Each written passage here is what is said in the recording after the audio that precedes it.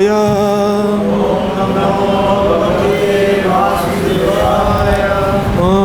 Namo Bhagavate Vasudevaya.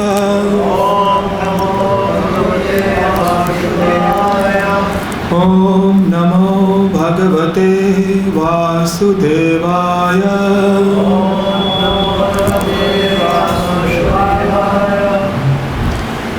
So today we are reading Srimad Bhagavad Gita, chapter 16, text 11 and 12.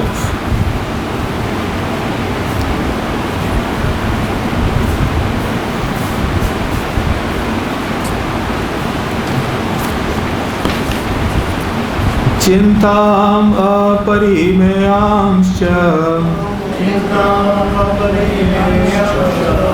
pralayantam upashritaha kamopabhoga parama etavad iti nishchitaha आशापाशशतैर्बद्धा कामक्रोधपरायणा ईहन्ते कामभोगार्थम् अन्यायेनार्थसञ्चयान्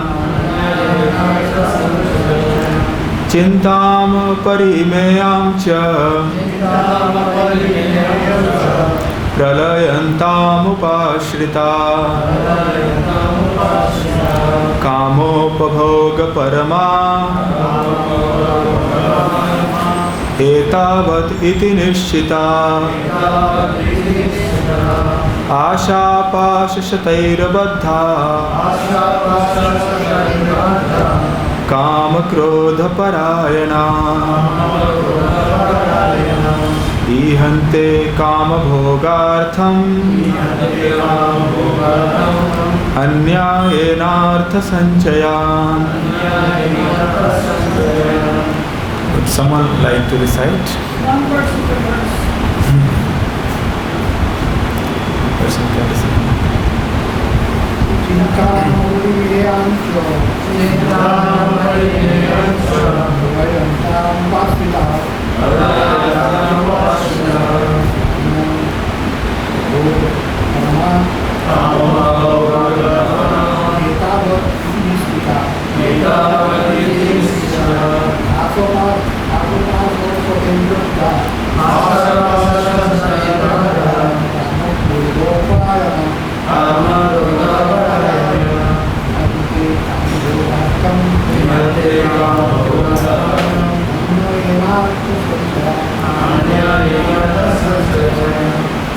So we can recite the word by word translation.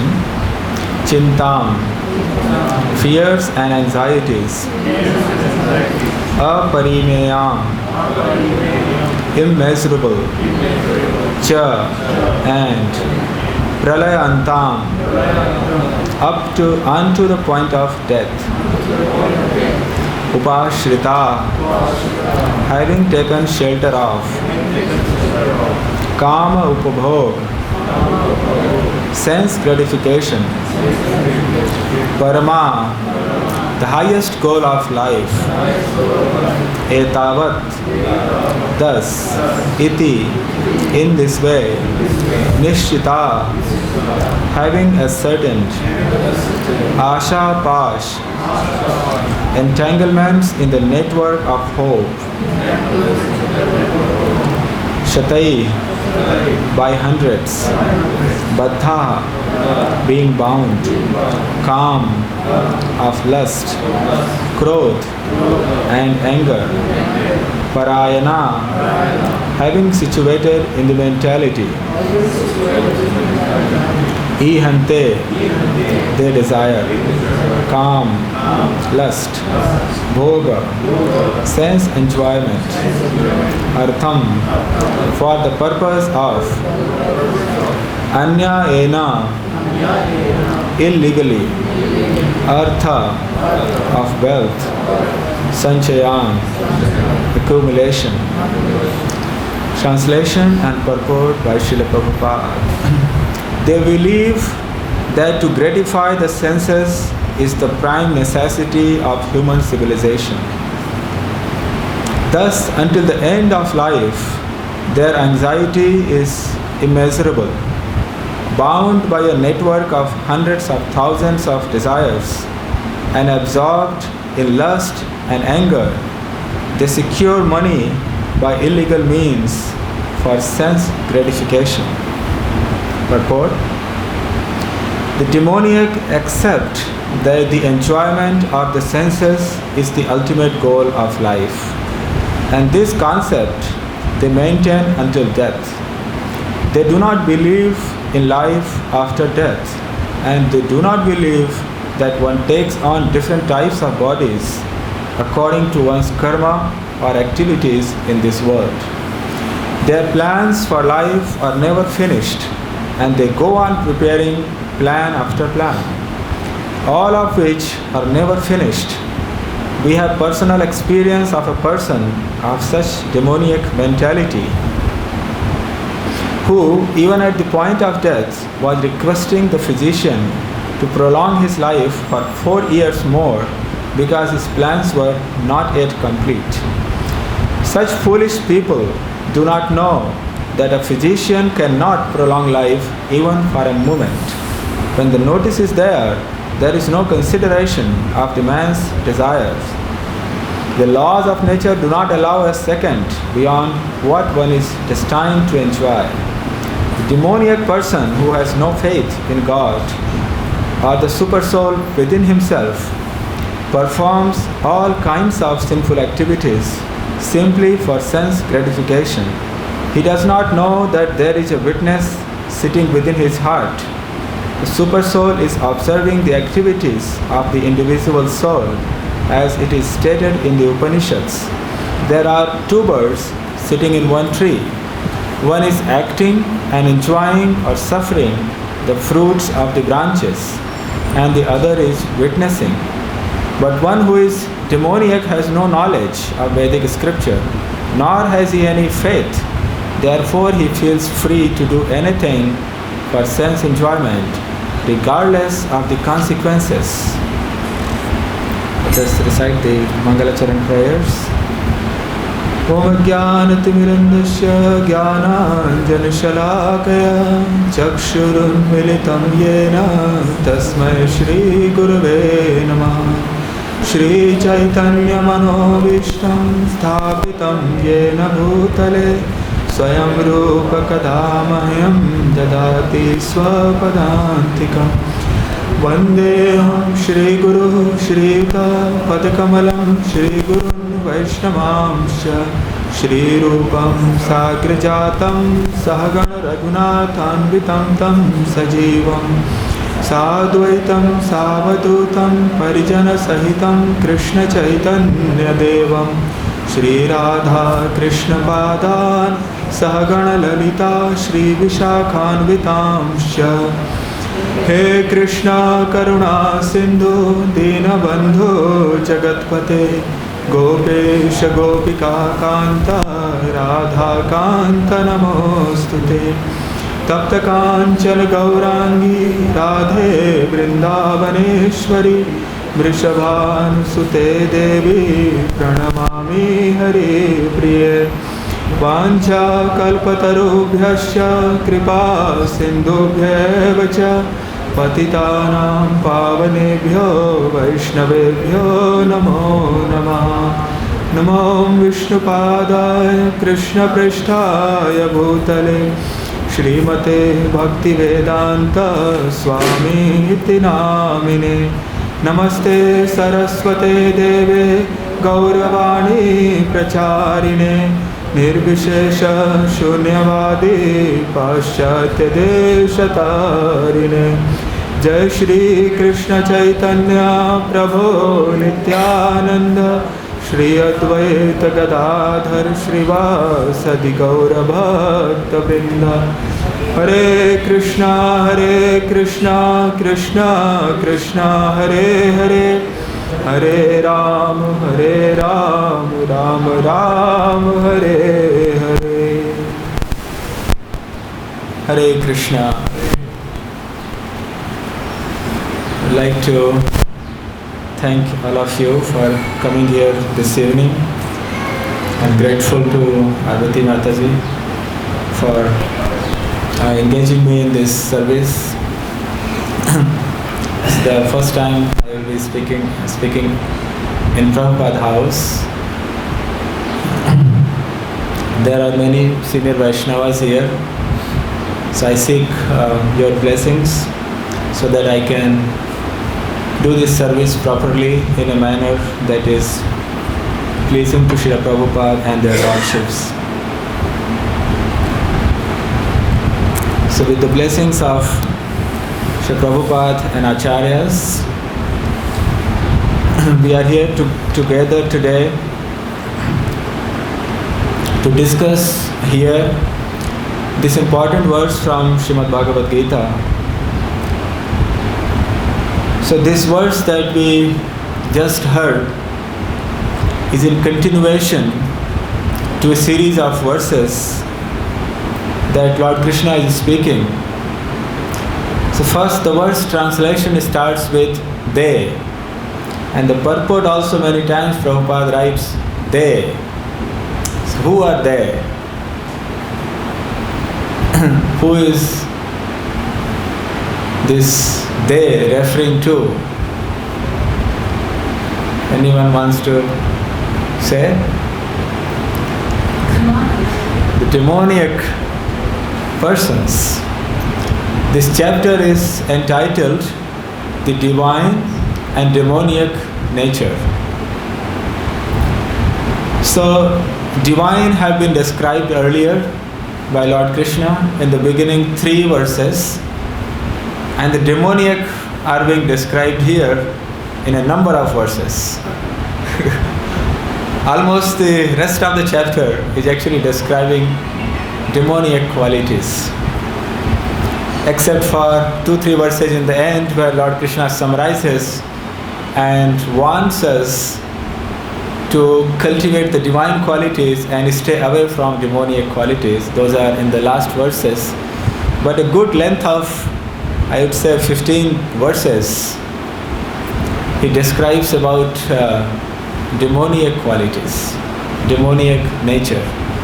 Only 3 verses are there for divine qualities. In the beginning, first 3. So previous to this, some demoniac qualities have already been described, and those of you who would have come previously would have heard about this. Nevertheless, to understand the proper context, I'll just give a quick overview so that we have the proper context in which we are discussing this verse.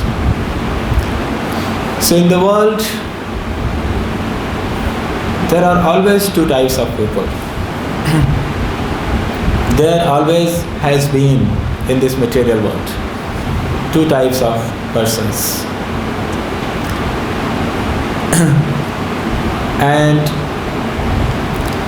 they are in persons born with divine qualities and persons born with demoniac qualities.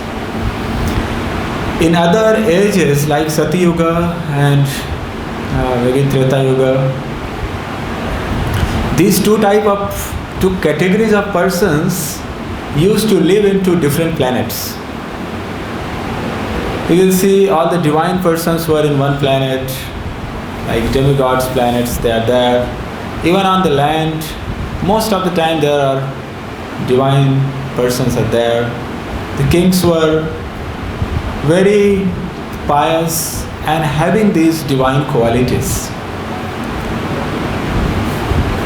And the demons will be there in their Patal Lok, the Narak Loks are there, the lower planetary systems where demons would live.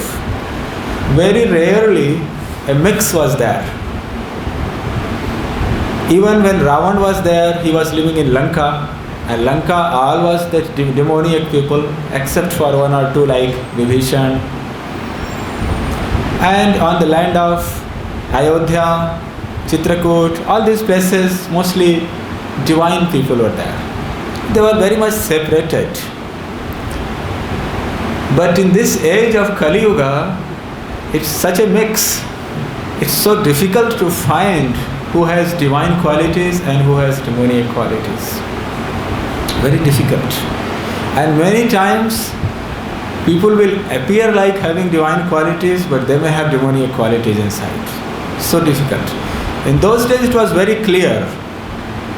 The Ravan is king of demons. They will address him, oh Asur Raj, like that. It means he's a king of demons. So there was no confusion. These are demoniac people, these are divine people. So it's all the more important now to understand these qualities very clearly for two reasons. One is we ourselves need to cultivate the divine qualities within ourselves. Second, we need to discriminate in this world and live our life protecting ourselves from demoniac qualities. Because the demoniac influence is so prominent, it becomes very, very confusing at times to really discriminate.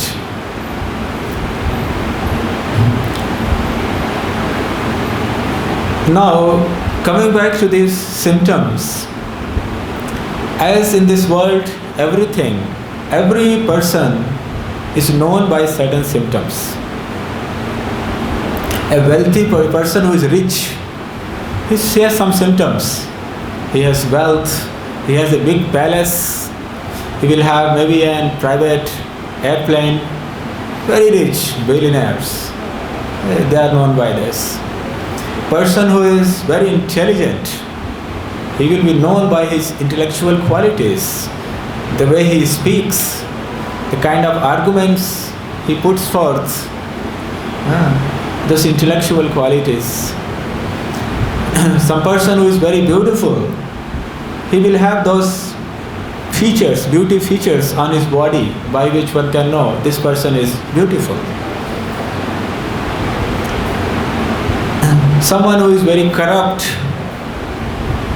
and very violent, he will also have those symptoms all the time. There will be some anger. He will be committing certain activities by which the person is known as violent, corrupt. So as with anything in this world, we know by their symptoms. Similarly, the divine and demoniac nature, this is also known by that symptoms.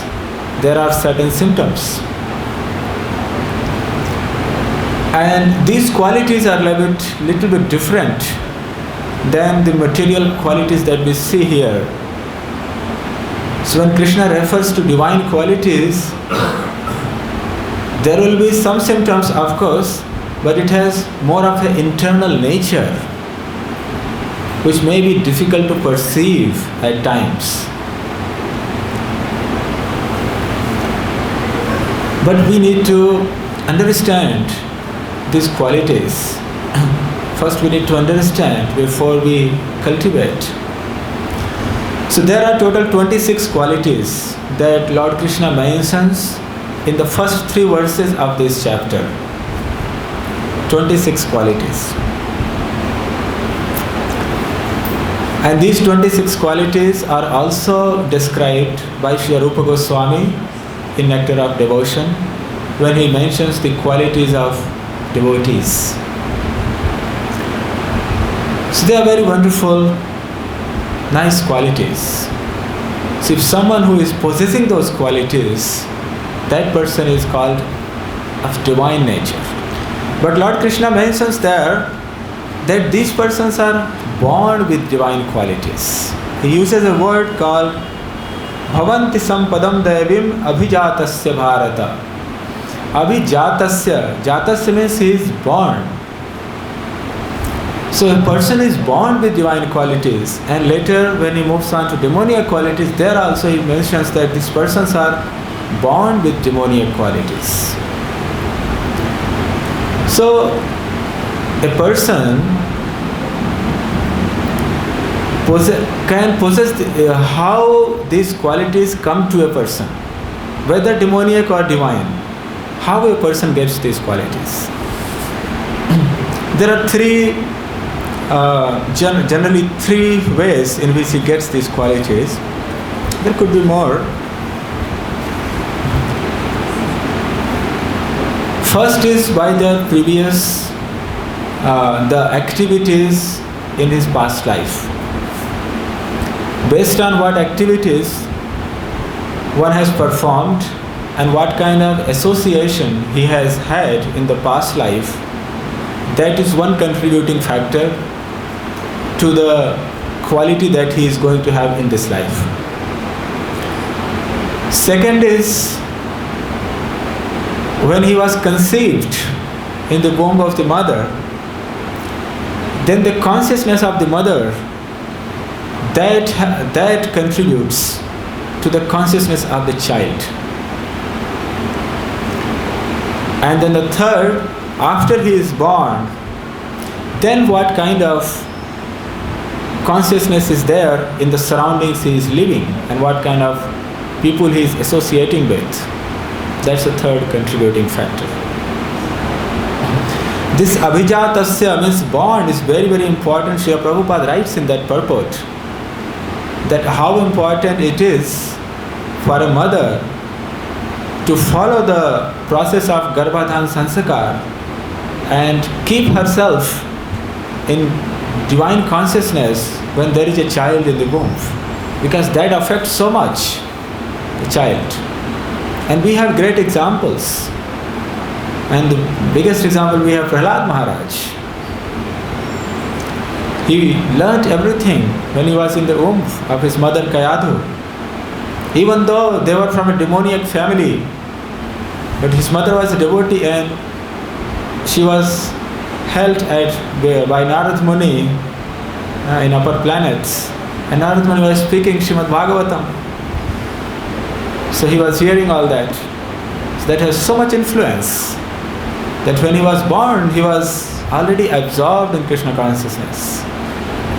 In the school, when there will be a break, then he will start speaking about Krishna. His friends will ask, how come you know all these things? Then he would say, I learnt it from my spiritual master. And he said, but our spiritual masters, they never teach us. They thought that spiritual master means this, the son of Shukracharya, the Shandanamark. But then he told, no, I have my spiritual master as Narad Muni, and I learned everything from him. So much influence is there. These qualities just get transmitted to the child. So, it's very important for a mother to have proper environment of Krishna consciousness when she is carrying a child. So we were discussing about how people imbibe these qualities. So similarly, as we get these divine qualities, one gets the demoniac qualities as well. There is an example of Hiranyakashipu, just his father. When he was conceived by Mother Diti and from Kashyap Muni at an inauspicious time, in impure consciousness. So he was born with demoniac qualities.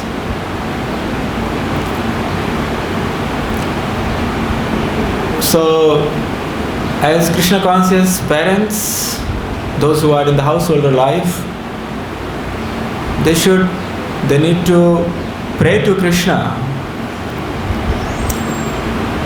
so that they get blessed with a child who is endowed with divine qualities. It's not so easy to develop these qualities. It's very difficult. Very difficult. In this world, which is filled with the demoniac forces are so strong, all over the place, even in the holy dham and sometimes even in the temples. It's very difficult.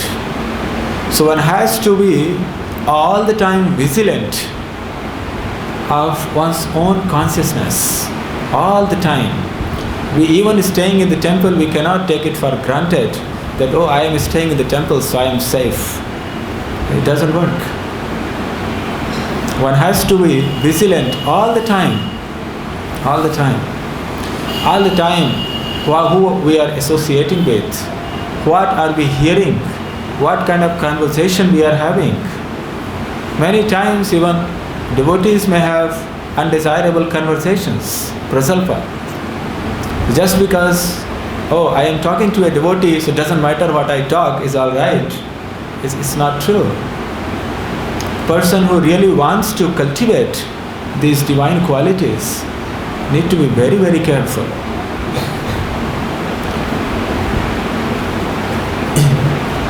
It becomes a bit easier when the whole atmosphere is surcharged with divine qualities. It becomes easier. Like in the age of Sati Yuga, when most of the people are in the mode of goodness, it's very easy to cultivate.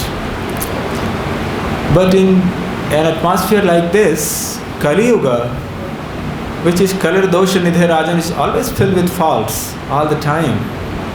It's very difficult.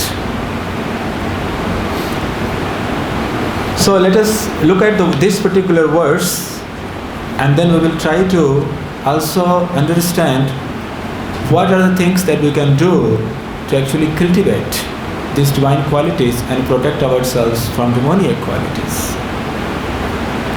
So this verse, a few verses previously have also have mentioned about demoniac qualities. In the interest of time, we will just focus on this particular verse. The verse starts with they. They, referring to the demoniac people, they believe that to gratify the senses is the prime necessity of human civilization. They very firmly believe, those people materialistic people in this world, very strongly believe that to gratify the senses is the prime necessity of human civilization. Having worked in a corporate world, I have very clear experience of this. All the time, their only focus is, oh, are you enjoying? Did you enjoy your life? If you go somewhere, do you enjoy? Oh, I enjoyed very much. What does all mean? Gratifying the senses is the prime, as though all the time this is the only thought. That how can I enjoy? How can I enjoy? How can I enjoy? It's nothing else.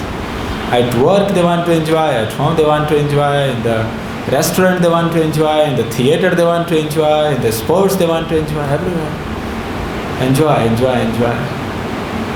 So they believe, very firmly believe, they have very strong faith in this statement. Devotees are expected to have a very strong faith in Krishna Bhakti Kaile Sarva Karma Kritaha hai. Shraddha Shabde Vishwasa ko hai Sudrina Nischay. Krishna Bhakti Kaile Sarva Karma Kritaha hai. Devotees are expected to have a very firm, very strong faith that by performing this devotional service to Krishna, everything will be done. Sarva Karma Kritaha, everything will be achieved. But these demoniac people have very firm faith that sense gratification is the ultimate goal of life. They think by sense gratification everything will be done, everything will be achieved. Thus, until the end of life, their anxiety is immeasurable. Immeasurable. Until the end of life. To gratify the senses, they go through so much anxiety. So much. All the time, but still, they keep hoping against the hope that one day I will enjoy eternally, which never happens, has never happened to anyone in this world from time immemorial, but still people keep hoping that it will happen to me. Doesn't matter it happened to no one at any point in life, any time in the past, but to me it will happen. I will enjoy eternally. After some time, just a few things are there, I need to sort those out. Then after that, the road to enjoyment is open. Actually, after that, the royal road to hell is open. Srila Prabhupada writes that in one of the purports in this chapter, that they are on the path of royal road to hell. These people. Bound by a network of hundreds of thousands of desires and absorbed in lust and anger, they secure money by illegal means for sense gratification. Whole life is focused on sense gratification for demoniac people. Or vice versa, anyone whose life is focused on sense gratification, he is demoniac. The other way around, you can put. So, by a network of hundreds of thousands of desires, because their desires have no limit, no limit. They may not all manifest at one point, but when they fulfill one or two desires, others will come. Because there is an unlimited queue. It never ends. But in a long queue, you don't see everything. You only see what is there near. But there is so much at the back. So once the queue comes, you take out a few, then the remaining keeps coming up. And it's unlimited. It keeps pouring like that. This is how it goes.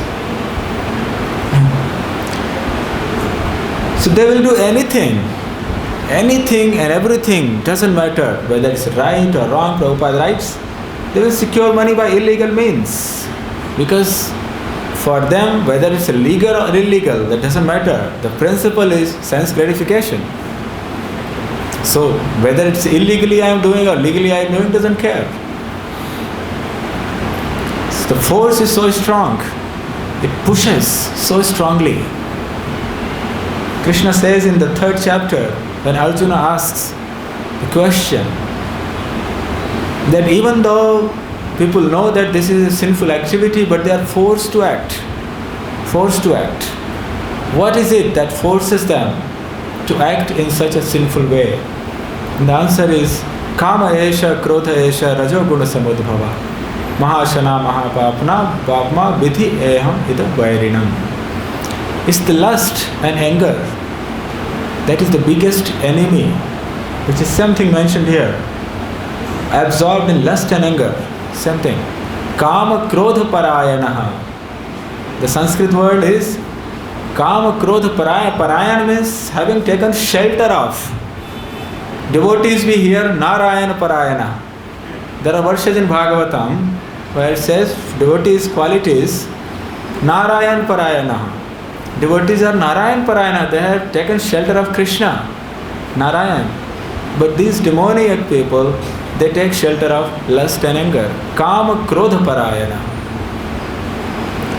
So, it doesn't matter whether it's legal or illegal, because the goal is not to live a legal or illegal life. The goal is to live a life of sense gratification. So, it doesn't matter for them. Sometimes we think why these people are not even scared, not even afraid. Because they don't understand what is the goal of life. They only understand enjoyment is the goal of life. So do it no matter what. So they don't care of what is prescribed, what is good, what is not good. They don't have that sense. In the previous verses, Srila Prabhupada writes in the purport, what is the main difference? Of course, there are these, in the divine and demoniac, we have these qualities, and there are quite a good number of 26 divine qualities, and I would say more than that, demoniac qualities are there. But what is the main thing?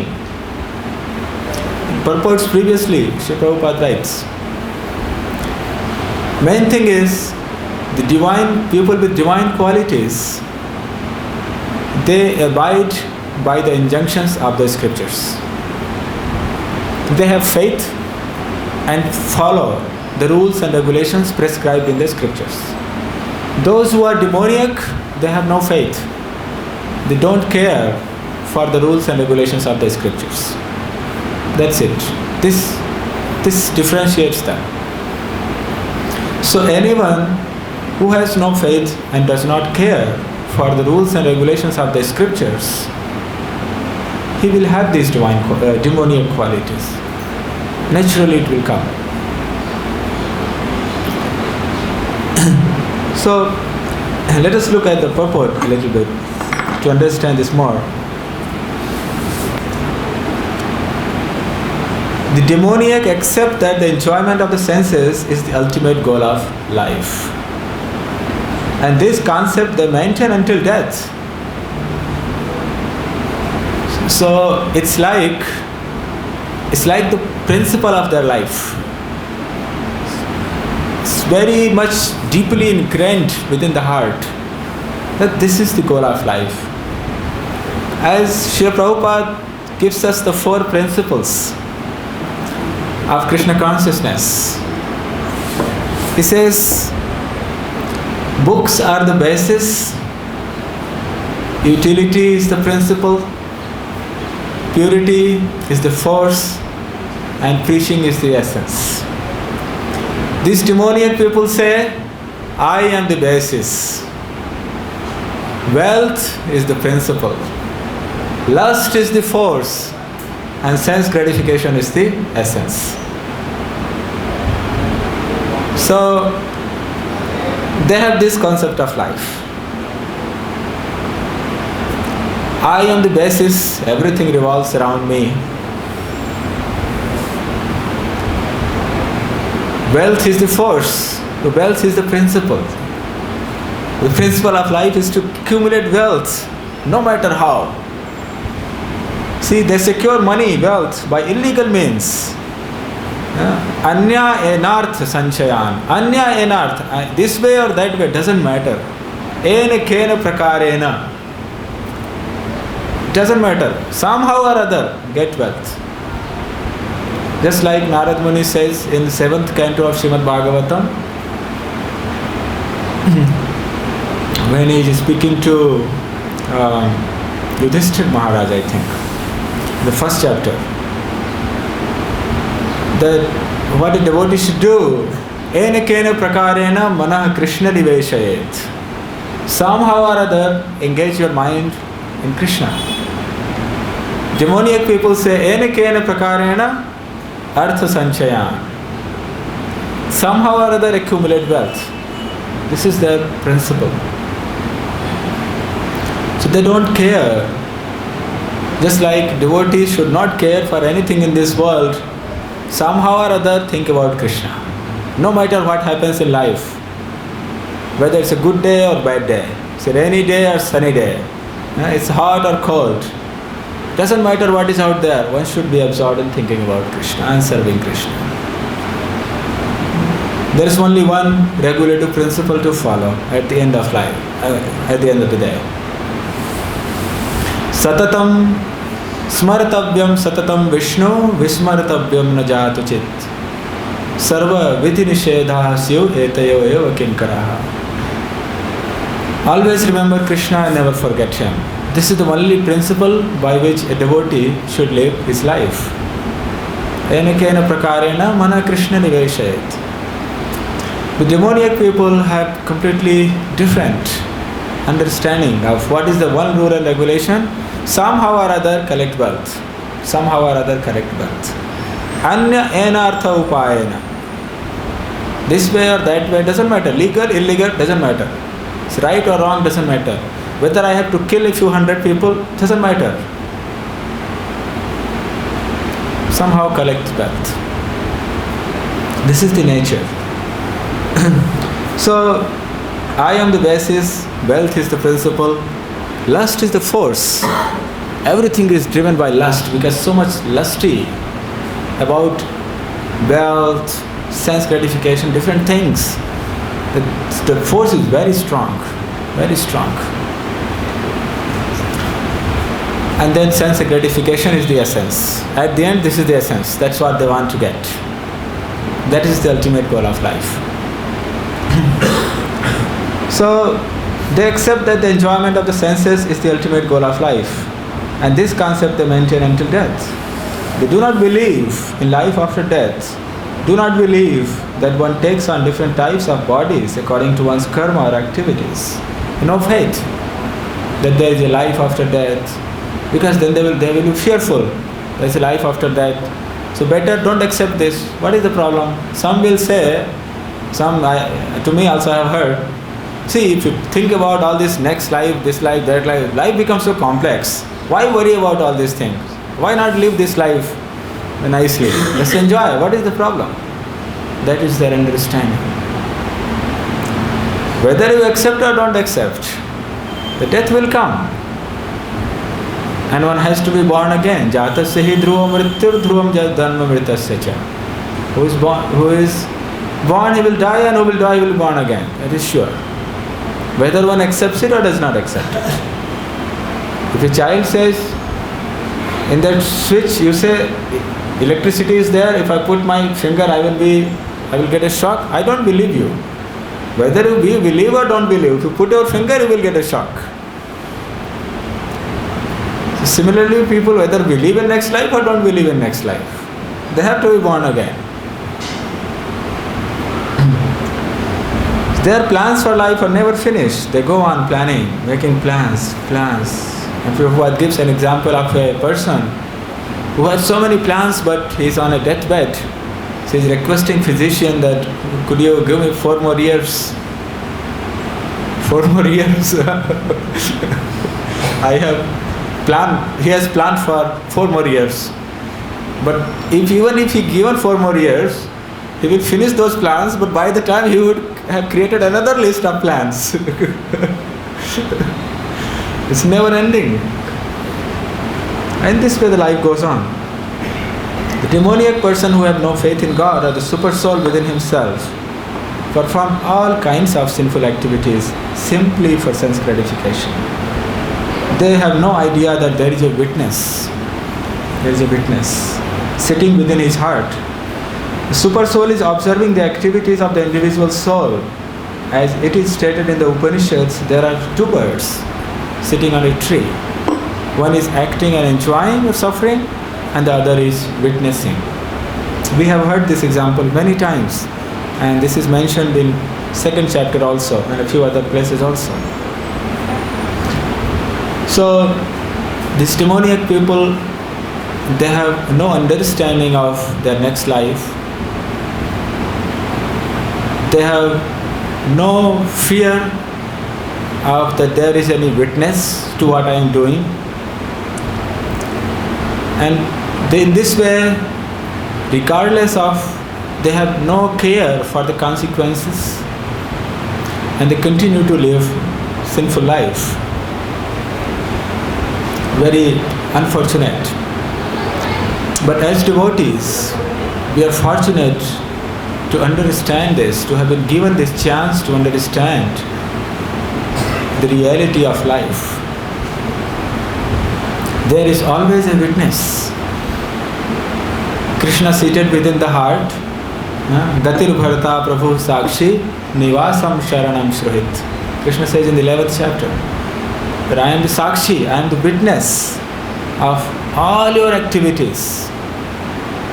This example of 2 birds is given. There in the heart there are 2 souls, the Jivatma and Paramatma. And Krishna is a witness to all our activities. Just by accepting this one principle, if someone is always aware that Krishna is there within my heart, he will not do so many things that he would otherwise do. If one just always remembers, yes, there is Krishna, he is watching me. Just having this thought that Krishna is always watching me, whatever I am doing. Anywhere, in my home, in office, in work, in the market, in road, anywhere, Krishna is always watching me. Just having this one consciousness, a person will not do so many wrong things. There is a small story I can tell, and we can end it there. Once in in a Gurukul, not our Bhaktivedanta Gurukul, in old ages, in an ashram, the teacher asked his students, and he gave one apple to everyone and asked them that you go and eat this apple in a place where nobody can see you. So everyone went, someone went behind some trees, someone climbed a tree, hid there, someone went in a cave. The Gurukul was in a remote area, and someone behind the hut, like that, and they ate. Finally came, Guru Maharaj, I ate it behind that hut, nobody saw me. Maharaj, I climbed on the tree, and it was so dense leaves that nobody could see me, and I ate it there. And everyone was thinking that really I have eaten the apple where nobody saw me. But at the end, one student, he came back with apple in his hand and says, Guru Maharaj, I went to all over the place in this jungle, but I couldn't find a place where nobody was watching me. The trees were there, the Mother Earth was there, the four directions were there, the sun is there, the moon is there, so many witnesses are there. And on top of all this, Krishna is there as a super soul within our heart. These directions, the sun, the moon, the trees, they all represent some personality, some person. Everything is a person. So they are all witness. They are all witness. We see in the pastimes of Vrindavan, when Krishna will go somewhere, the cowherd friends, the gopis, they will go searching for him. They will ask the trees, the Yamuna, the birds, you have seen, Krishna must have gone this way, please tell. So they are all the witness. So this is a divine consciousness. When one recognizes there are so many witnesses, and on top of all this, Krishna is anywhere there. Even if sun is not there, moon is not there, trees are not there, but Krishna is there within our heart. He is a full-time 24/7 witness for everything we do. So a person endowed with divine qualities, he recognizes the presence of Krishna everywhere. And he lives his life and always trying to act in a way that is pleasing to Krishna. Then all other qualities will develop. All the 26 qualities that are described, one does not need to try to develop them individually. Becoming full Krishna conscious, these qualities naturally develops. Because these qualities are given as a blessing from the Lord and His pure devotees to those who are fully surrendered to Krishna. It naturally comes. So, this chapter of divine and demoniac nature, we should try to understand these qualities so that we develop this desire to develop these divine qualities. First, there has to be a desire that I want to have. There should be an attraction that yes, these divine qualities are there. The fearlessness, compassion, sense control, the purity, all these divine qualities I want to develop, having that desire. Then one will follow the path of Krishna consciousness very seriously, and he will be blessed with these qualities. And also understanding, equally important is to understand the demoniac qualities so that we protect ourselves from anything that pollutes our mind, pollutes our consciousness, and influences with this demoniac nature. Actually, the word here in this chapter that is used for this is Devi Sampad. Sampad means wealth. So these qualities are actually the wealth of devotees. The devotees are not recognized by having $1 million. The devotees are recognized by these qualities. This is the real wealth of devotees. That's why this is called Sampad. Sampada means wealth. So these divine qualities are the wealth of devotees. And these demoniac qualities are the wealth of demons actually. They live their life with this wealth. So I think it's past time now. Yeah, it's 5 minutes beyond the time. So I am again thankful to all of you for coming this evening. And many senior devotees are here, so I seek their blessings and forgiveness for anything I may have spoken which is inappropriate. Thank you again very much. If there is any question or comments, you're welcome to.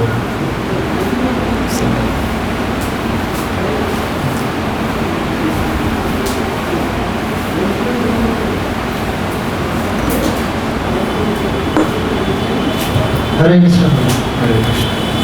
Due to lust and anger, people are ready to commit sinful activities for accumulating the material assets.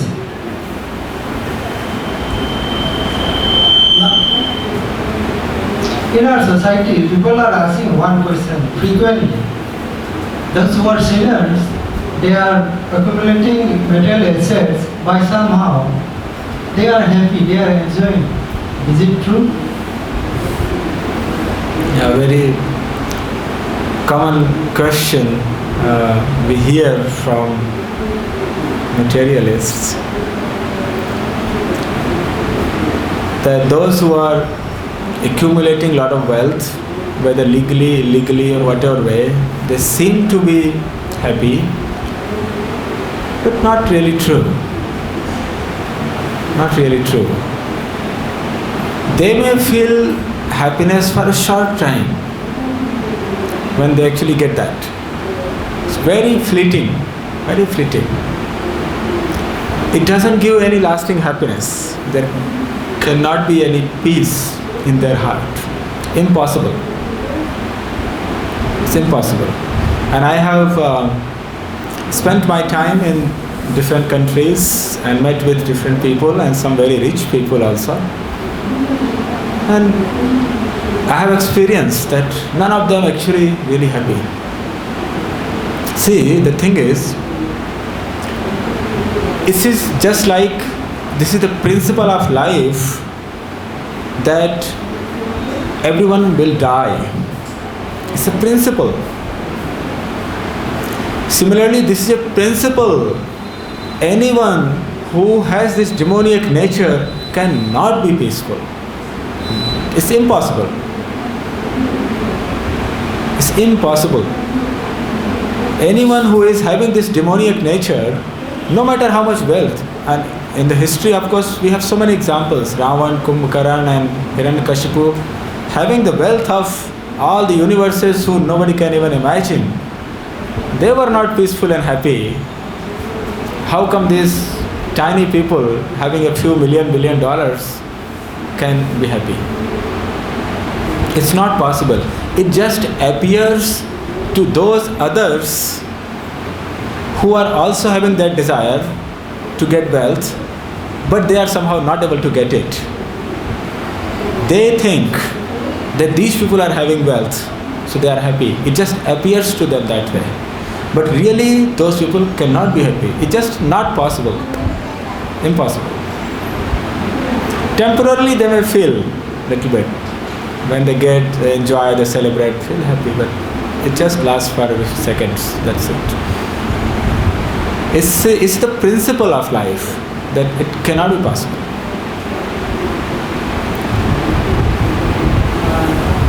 They realize externally or internally they have so much idea, but they look they are happy. So that's why they are asking this question very frequently. Yes, because sometimes so what happens is sometimes their life may be going very smooth for some part of their say they have living for 70-80 years, so maybe 10-15 years going nicely and smooth, they are having wealth and family is okay. It's a matter of time when something goes wrong. It's just a matter of time when something goes wrong, then the suffering starts. Just like this is the nature of the world, matra sparshastu kavanteya shitoshna sukha dukkada. Sometimes the happiness comes, sometimes misery comes. So happiness may come for some time, misery is waiting just in the line. It will come. Definitely comes. And the biggest misery is they have to die anyway. So even given that, even if they lived this whole life in so-called happy mood, it's impossible, but apparently even if it appears, what do they get at the end of it? They will die, they will be born again, based on the reactions of their activities. Forget about these people. The people in the heavenly planets, they are living for thousands and thousands of years. They are so-called much more happy compared to this happiness that these people have. But even the happiness of heavenly planets is not recommended, because that also will be finished. Chine punya marte lokam vishanti. So it's just a matter of time. I think Mataji wants to say something. I cannot